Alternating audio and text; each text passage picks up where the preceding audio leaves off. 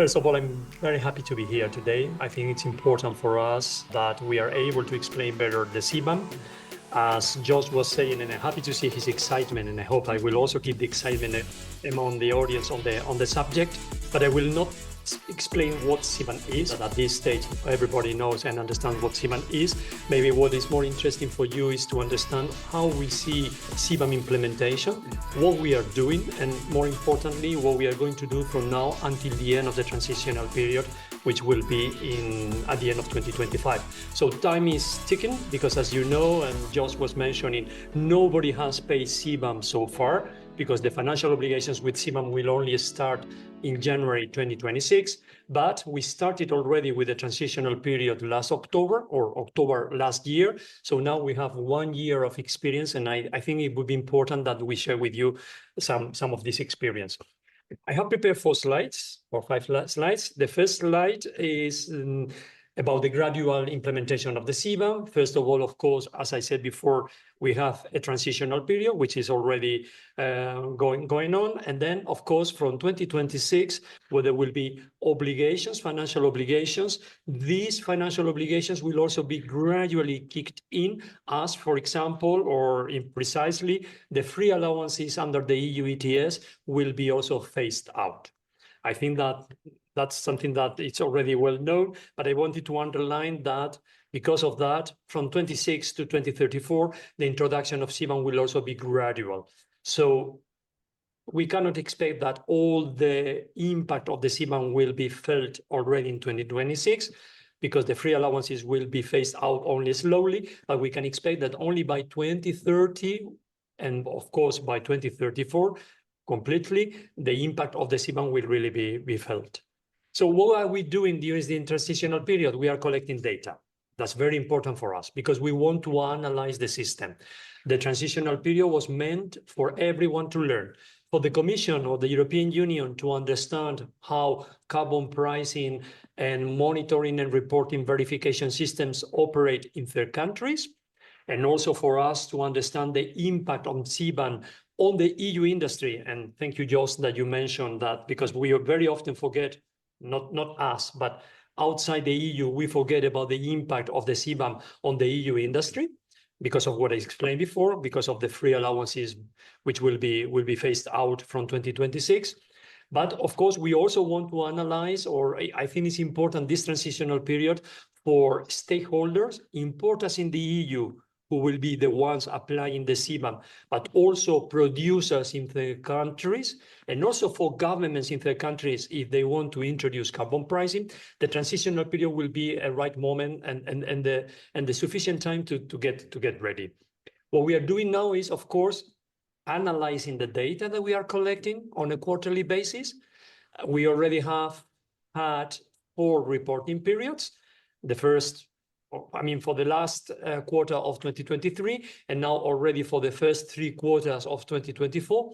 The last reporting period was last October, which is also an important one, and I will refer to that later on. And we are analyzing that data. We are also finalizing many implementing and delegated acts in order to fine-tune the system and in order to come with all the details for the implementation of the system from 2026. And we are also analyzing the impact, in particular on third countries, on EU industry, but also on producers in third countries, with a special focus on least developed countries. We will come with a report by the middle of 2025, no precise date. I would say more July than June or than May, but the idea is that by the middle of 2025, we will come with a report. In the report, we are obliged, because this obligation of the report comes from the Parliament, from the European Parliament and the Council, we will analyze all these impacts that I mentioned before, but also the possibility of extending in the future, and let's not panic, in the future, by 2030 at the latest, the possibility of extending the scope of the measure also to other EU ETS sectors, never sectors which are not in the EU ETS. I get many questions about textiles, agriculture products. They are not in the ETS. They will not be part of the CBAM. And also, for example, in terms of emissions, indirect emissions from the production of electricity, some precursors. I mean, I know that that becomes technical, but I think it's important to understand that we are analyzing that. We will also analyze the governance system of the CBAM. As you possibly know, the governance is shared between the EU or the Commission and member states, the 27 member states of the EU. That's less relevant for you, I guess, but that's important also to be analyzed. And of course, I mentioned the impact on the EU industry, and in particular, the question of the free allowances and also the impact on exports. As you know, one of the objectives with the introduction of the CBAM is to avoid the risk of carbon leakage. As we increase our ambition, there are more and more possibilities for leakage, carbon leakage to third countries, which have lenient climate policies or more lenient climate policies. And the introduction of CBAM is a measure on the imports that tries, as you know, to apply equivalent measures to those goods produced in the EU with goods produced in third countries. And then, of course, the idea also is to analyze what will be the impact on the exports.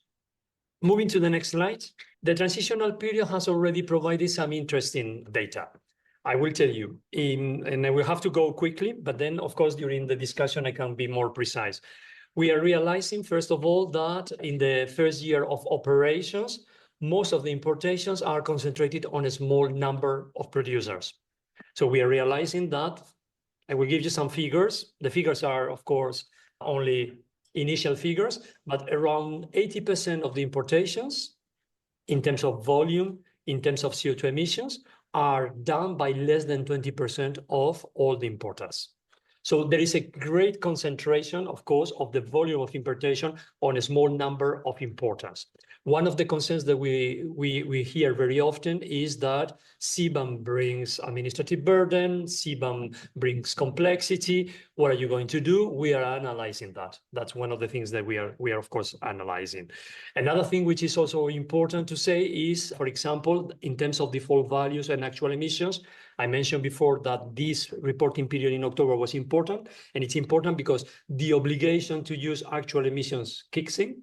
Until now, we allow the possibility to use default values that we have published. Now, with some flexibility, when the data cannot be collected, importers need to report based on actual emissions because we need the data. That's the only explanation. It's not because we want to sneak. It's because we want to get the data in order to do a good analysis. Now, what I can say is that around 50% of the declarations that we are receiving now are made or using actual emissions. In terms of entries, the percentage is much lower, but when you look, for example, at the top importers, I mean, at the higher values of importations, what I can say is that we are reaching even higher values. For example, in the case of the cement sector, which is the one which uses more actual emissions default values, we are around 80% or even above 80%. So I think that that's data that we are collecting now that is being very helpful. I cannot say much more about carbon intensities in third countries, about carbon pricing, because as I was saying, most of the imports were still using default values instead of actual emissions. But of course, that's something that we want to analyze. And as you possibly know, we will publish again a new list of default values by the end of next year. It will be good by good, CN code by CN code, country by country, with a sort of carbon intensity average for that good in that country. In the definitive regime, importers will be able to use actual emissions. That's the idea, but whenever there is no possibility to use it, they can always use the default values.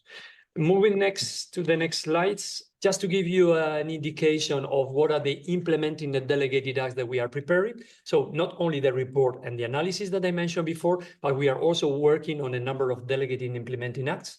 Next slide. Thank you. We published last week 2 draft implementing regulations in our portal, Have Your Say. So it's a public consultation to get your feedback. So if you are interested, please go and try to provide your feedback. These are very technical on the registry, which will be used for the definitive period, but also on the authorizations.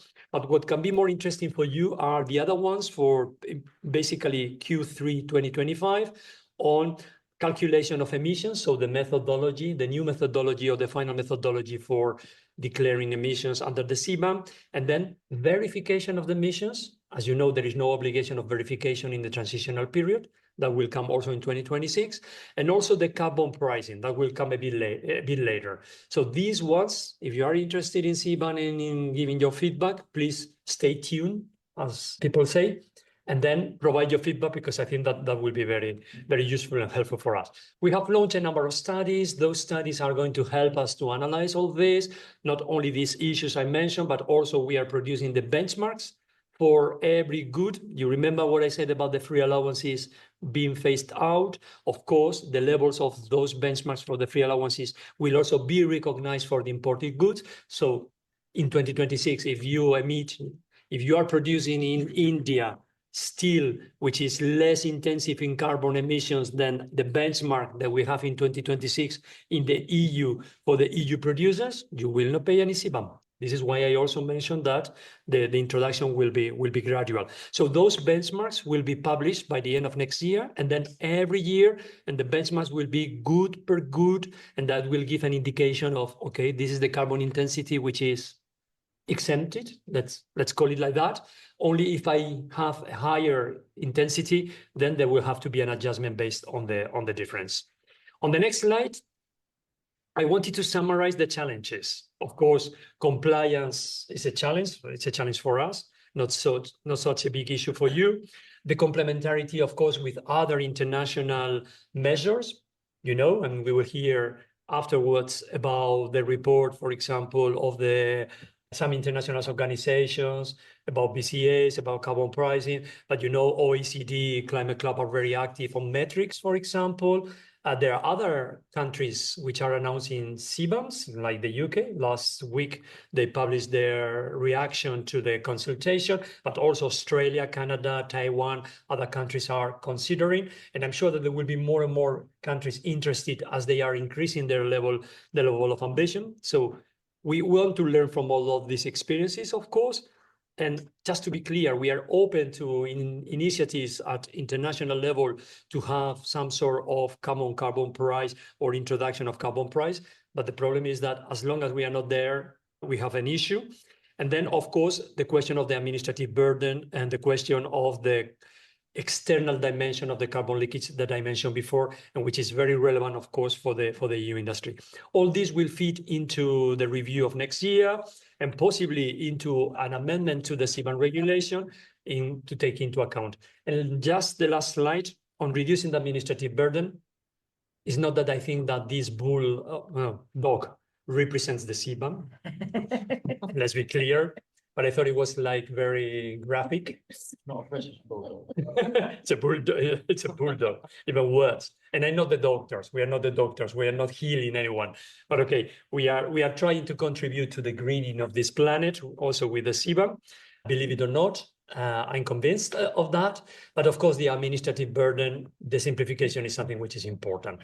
I mentioned before the facts. Small number of importers concentrate high number of CO2 emissions and importations. We are analyzing that, and I can tell you that we will come. I cannot tell you what exactly because we are still discussing internally, but we will come with simplifications which will solve many problems.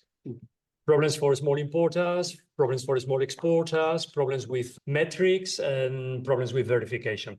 But that's something that will come. And if you want to know more, you will have to stay tuned in, as I said before. And I think you will know more at the beginning of next year. And I will know more. Very interesting questions. I will try to reply as much as I can. So first, there was a question about the sectors. I mentioned before that we are working on a report for the middle of next year, where in particular, we'll be analyzing the possibilities of extending to other sectors. I want to clarify before I come to your question about the timeline. I want to clarify that, of course, the criteria that we will be using for the possible extension of the sectors will be the same, similar to those that we use for the identification of the current sectors. So the risk of carbon leakage, of course, which is linked to the trade intensity of the goods and the carbon intensity of the goods compared with the carbon intensity in the EU. And of course, the other element, which is very important also, is the feasibility. I think you mentioned chemicals.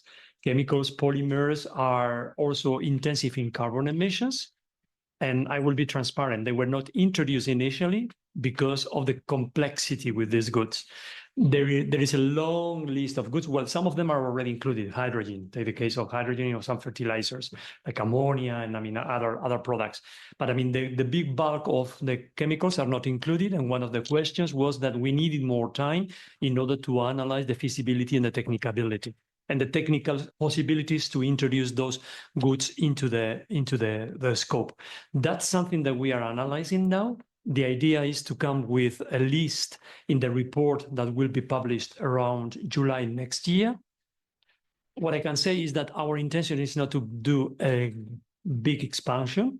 We need to look at all those elements, because what we want to do, of course, is to really focus and target the objectives. It's not just per se of saying we expand to all ETS sectors, that I think we will do the things in the right way. So we have to be careful about this extension. And then coming to your point on the timeline, what European Parliament and Council agreed is that we should analyze that before the end of the transitional period. This is part of the report. And then, in any case, we should also provide some sort of timeline how those sectors would be included by 2030 at the latest. What I can say is that, and I can speak for myself, but I cannot speak for the next commission. As you know, the commissioners now are sitting at the hearings, so it's difficult and premature to say. And of course, the Parliament and the Council will have to discuss afterwards, but I don't think that we will be proposing next year to introduce new sectors in January 2026. I think predictability is important, and I think that the sectors need to understand also when they will be in the same way that we did also for the current sectors. Another discussion will be, and I cannot anticipate that, what would be the effect on, for example, on the free allowances for those sectors? Would they have to be phased out by 2034 at the latest? Would they have the same gradual phase out for the free allowances? I think that's anticipating too much. But that's what I can say, and that's what we know. But the idea, of course, is to analyze that. And I link to your questions on the downstream goods. Yes, we are also doing the same analysis, whether we will also expand the application of the CBAM to the downstream goods. Just to give you an example, if I'm producing cars which are intensive in steel and aluminum, which are already part of the CBAM, is there an incentive or there is a risk of carbon leakage also with those downstream goods? We are working on that. We launched a study. We are analyzing with our consultant the possible extension to those goods. Again, we are analyzing the extension with the same criteria. And of course, technical feasibility is important. So we need to make sure first that there is a risk of carbon leakage. And second, the CBAM is the right measure to deal with that risk, and then the feasibility. Because if it's difficult, sometimes I mentioned the difficulty with chemicals, but it's difficult with the other sectors. Imagine with downstream goods, where there is a very complex supply chain, where many countries can be involved, where many manufacturers can be involved. That, of course, is difficult.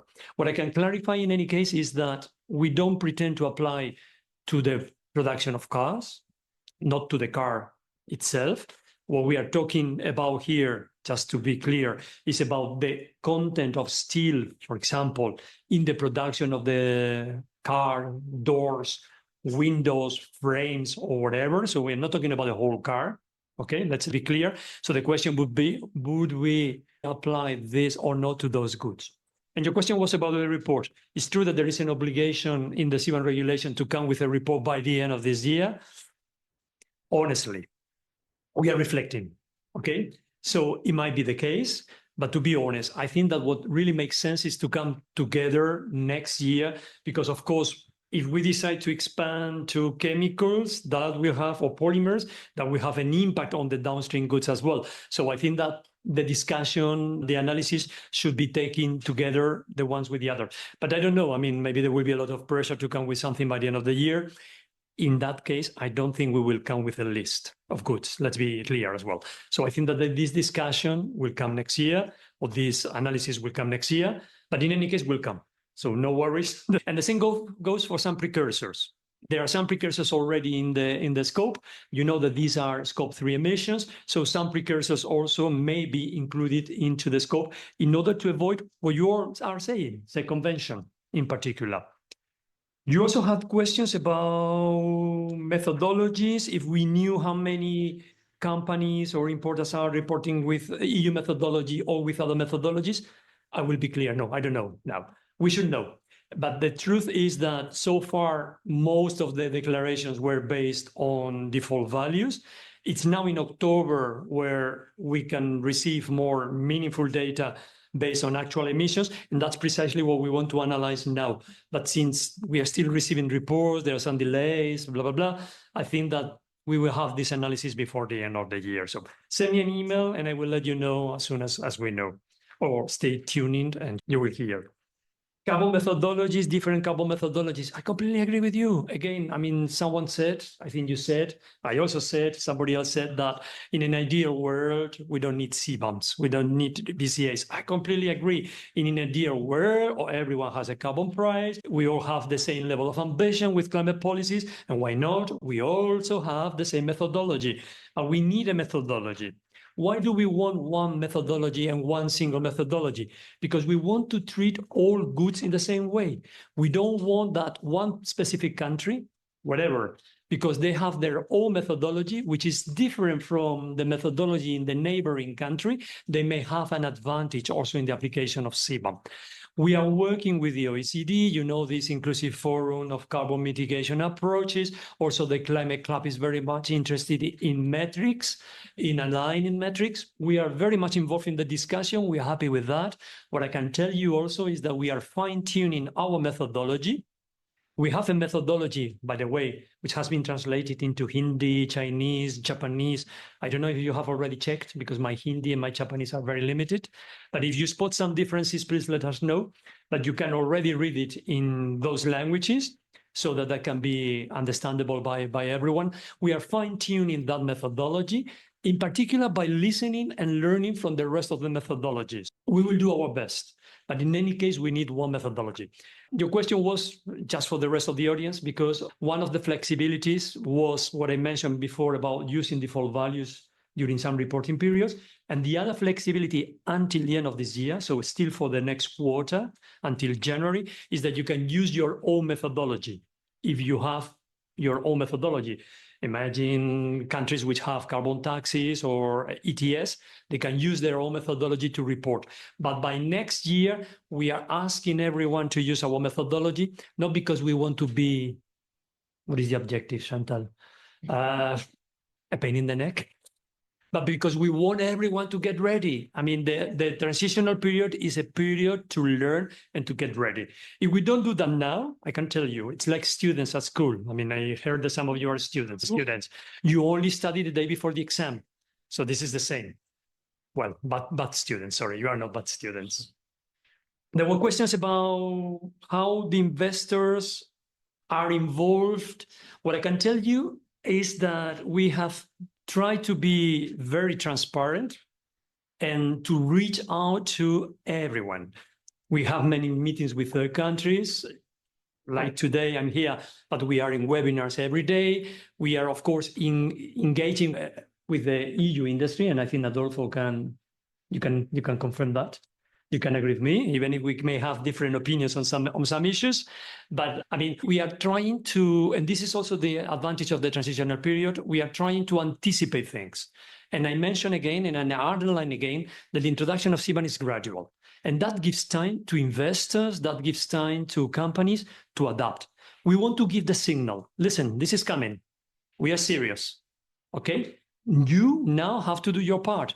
If you are considering investing in one technology or another, please go for the greener technology, because not only you will have an advantage with CBAM, but you will be better prepared for the future, because this is the future. The future is not fossil fuels. I mean, Chantal, I understand that some countries are still, in particular some developing countries, still need to rely on fossil fuels, but this is not the future. They know. We need to help them. We are helping them. I mean, and you know that the EU is giving a lot of money. Okay, I don't think the solution is to say LDCs, developing countries can continue being exempting from CBAM, can continue producing fossil fuels, can continue relying on the fossil fuels. This is not the future. This is not the right message. We need to help them. I completely agree, because that will be also for the sake of the whole planet. So the solution comes from one side and not for the other side. And let's be clear, CBAM is addressed at companies, not at countries. We don't exempt countries. Yeah, you will say, yeah, you're exempting Norway, you're exempting Switzerland. We are in Switzerland today. Yeah, but for one very clear reason, because they have the EU ETS, the same carbon price as we have. But we are targeting companies because we know that in India, in China, in Japan, sorry, I don't know if there is a Japanese. I was not looking at anyone. In any country, like in the EU, and Adolfo was explaining the 10% of the best, the average of the best 10% producers for the benchmarks. We know that, like in the EU, there are better producers and worse producers. And what we want to give with the CBAM is an incentive and a reward to those companies who are investing in green policies. So that's the important thing. And the last question was about carbon pricing. Your question about carbon pricing. There is a definition of the carbon price that we can accept we can deduct under the CBAM. We are working on the modalities, how this carbon price can be verified. There is also a problem, like, for example, with emissions, which is coming from company level to good level, which is already a difficulty for us, I can tell you. But the question is that we try to mirror our ETS. So we take into account, we accept effective, explicit carbon price paid in the form of an ETS, a cap and trade system, or paid in the form of a carbon tax. And then we can discuss about many different types of carbon taxes. Taxes on the emissions, taxes on the fuels with a CO2 component. I mean, we can be open to that discussion. What we are not accepting is other type of systems that we know that are proliferating and then they're big expanding. And we like the discussion, honestly. We like to be involved in this discussion. Like, for example, Article 6.4 of the Paris Agreement on carbon markets. But what we want is to make sure that the systems are integral and transparent. And I'm afraid we are not there. I'm sorry for that. But I'm afraid that some systems which are more voluntarily but not compliance markets, and some systems where the offsets are not really driving a permanent reduction of emissions, cannot be accepted. And I have to be cruel. I mean, I have to be clear with that. Of course, the discussion will continue. Those markets will continue improving. I'm not saying this is like this for the rest of the life, of course. But I mean, that's a conversation that I personally I like a lot. I mean, I'm very much involved in this conversation, and that's something that will be continue evolving. But I think it has to be in the context of the EU ETS and also in the context of what we are doing under the Paris Agreement. I know that some countries, and I will stop with that. You're on the roll. Yeah? I told you. If you don't stop me, I know that some countries are introducing carbon pricing. Chantal, you said, we cannot ask all countries and many developing countries. Sorry, it's not personal. You said that many countries we cannot force some countries who are already struggling with education, health, to introduce carbon pricing. I completely agree with you. Let's be clear. We are not forcing anyone to decarbonize in one or other way. They can do it at their speed as they like. We are just trying to treat in an equivalent manner goods imported with goods produced in the EU because they are all sold in the EU territory. Take the example of VAT or take the example of another tax, okay? And we don't impose any carbon pricing. We can't deduct the carbon pricing because we want to avoid the double carbon pricing. I think that's something that we have to avoid. That's clear. But we can see, Chantal, sorry, we can see, it's not personal, we can see that more and more countries are interested in introducing carbon pricing. It's not only Morocco who is interested. It's not only Turkey who has already announced and will come very soon. It's not only because of that China is enhancing their carbon pricing, and many other countries are doing the same, even discussions in Indonesia and many other countries. Why? Because they realize that by introducing carbon pricing, possibly at a very low level, but that's a good start. First, it will help them to control their indices. Someone mentioned indices. I think you mentioned indices. It will help them to control their indices and to understand their emissions. Second, it will give them some leverage, in particular on the big producers, on the big polluters, to do an effort to reduce their emissions, and that's positive. And third, very important, they get revenues from there, and I hope they will use their revenues to support the greening of their economies. We don't do CBAM because we want to collect the revenues of the third world, or the rest of the world, sorry. We are introducing CBAM for the other reasons you know, but not because we want to get the revenues. So we really appreciate the efforts around the world to decarbonize at their speed and also to introduce carbon pricing. Excellent. Thank you. So coming to the questions online, of the audience online, the quality of the data. I mentioned before that there are no verification obligations during the transitional period. So the verification, of course, will be mandatory by an external independent verifier from 2026, because there will be also financial obligations. We thought that during the transitional period, we didn't want to require also the verification. So it's difficult, and I will be completely transparent, it's difficult to say if the data that we are receiving is of high quality, it's completely accurate or not. We trust the rest. Since there are no financial obligations, that's not so important. But of course, if the data that we are receiving, and we are of course analyzing the quality of the data, but if the data that we are receiving is not good, our analysis will not be good in that sense, and therefore we will not learn from that experience. So I think it's in the interest of everyone, and I would like to plead and to really ask everyone to try to be transparent with the data and to provide the real data, which is accurate data, because this will be also positive for everyone. You also got a question about compliance and the gap. I mean, we have, of course, be comparing trade data, customs data with the CBAM declarations. What I can tell you is that when we look, for example, at the highest numbers, and that comes again to the question of simplifications, big importers as importers, what we can see is that there is a very high level of compliance. I mean, I have to say I was surprised, but I was positively surprised. So when you look, for example, at very high levels, take, for example, 1,000 tons per year of imported goods, and now we have already one full year, so we can really compare. I can tell you that the number of non-compliance is really negligible. It's very, very, very low. And actually, when we identify some problems, then we realize that the problems were more with the identification in the customs declaration compared with the CBAM declaration. So I think that in that terms, I think, yes, we can say yes.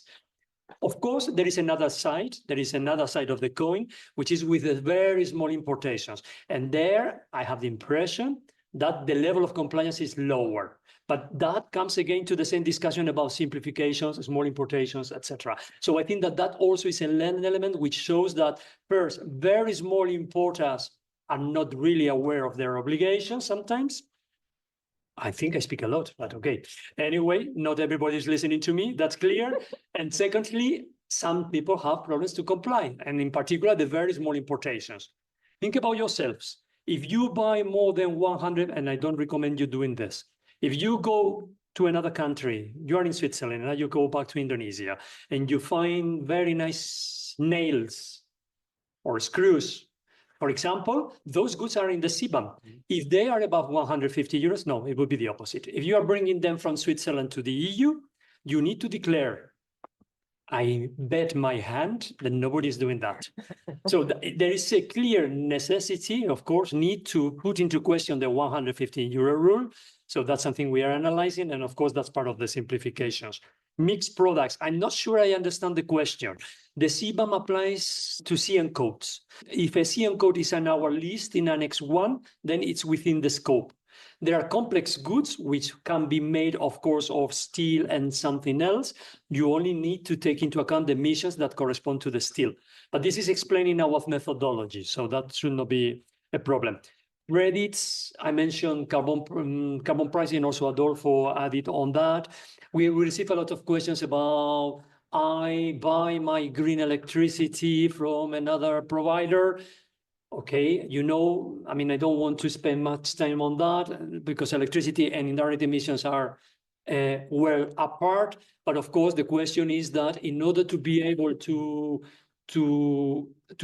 say that you are using green electricity, there are some requirements, like, for example, a direct link between the producer of the electricity and the consumer of the electricity, for example, through a PPA or through other means. But of course, there are some requirements that need to be complied. And I understand that many producers are relying on RECs, on GEOs, and I have to say that we have some problems with that. But we are working on that. I mean, we are working on the modalities. That's part of one of the implementing regulations. So next year, you will discover all that.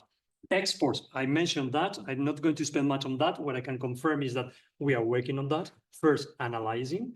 There will be a carbon markets report 2024. You know, our colleagues in DG Clima, they do that I think every 2 years. So there will be a report by the end of this year that will analyze the impact on CBAM sectors of the phase out of free allowances. So keep an eye on that. That's the start of the game. From that, we will follow up on that. And of course, we will analyze. And then, yeah, I mean, if there is a good rationale, we will analyze. But it has to be, as you said, WTO compatible. Send me your ideas, okay? I will be happy with reading. And then loopholes. We are looking at a convention. That's, of course, one of the challenges I put on one of the slides. If you remember, resource shuffling, we know the risk. Of course, in the end, the objective is to reduce emissions globally, to reduce the risk of carbon leakage. And these are the parameters that we need to use to analyze the relevance and the importance or the effectiveness of the application of the CBAM. What I can say, because I hear very often, in the end, third country producers, I don't want to mention any country, they will only produce green products for the EU market, but they will continue polluting. That's not the objective. Okay, we will look at that. We will analyze that. But what I can tell you is that thanks to CBAM, we can already see that many companies are introducing green technologies. So overall, we expect that the impact will be positive and there will be a reduction of emissions. But okay, that's something that we will, of course, be monitoring. And someone said that CBAM cannot solve all the problems of this world. I don't pretend. And it's impossible. CBAM is another element, okay? It's another tool that we can use to promote, for example, reduction of emissions, to promote new technologies, green technologies, and to promote carbon pricing.